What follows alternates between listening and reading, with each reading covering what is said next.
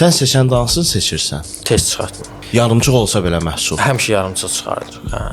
Yəni ki, bir həftəyə çıxardırıq məhsulu, 2 gündə çıxardırıq məhsulu. Nəyə görə? Sən məhsul yaradanda və yaxud problemi çözəndə reallıq odur ki, sənin əlində resept yoxdur. Sən bilmirsən o problemi necə həll edəcəksən. Bu research and development prosesidir. Yəni elmi araşdırma prosesidir.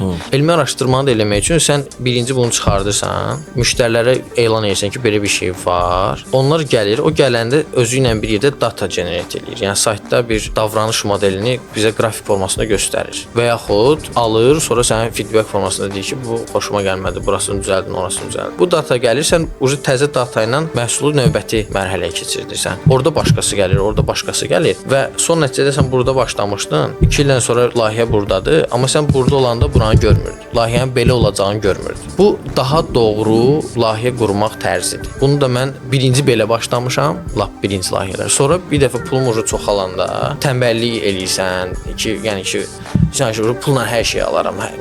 Şey deyil mən. Pulu ilə deyil. Pulu ilə deyil.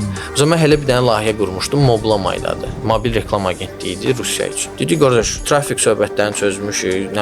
Özümüzün saytlarımız var, ən qədər reklamı var, o da budur. Gəl bir dənə reklama. 2 il layihə bazara çıxmadan biz oturub develop eləmişik ki, biz bunun ən yaxşısını düzəldəcəyik. O layihə batdı. Bazara çıxan ki, məlum oldu ki, qardaş, apart. Yəni bu o problemi çözmür. O problemi çözsə belə, sən B2B satışı bilmirsən, sən gedib müştəri tapa bilmirsən. İndiyə qədər elədiyin hamısı B2C idi, bu B2B-dir. Fail. Düzdür. Sonra biz onu soft şəklində başqasına satdıq. Yəni ki, tam da belə fail deyə bilmirik də. Amma mənim üçün o 2 il boşuna xərclənmiş pul və vaxt. Yəni xərclədiyim pulu geri götürdüm də, amma 2 ilim getdi.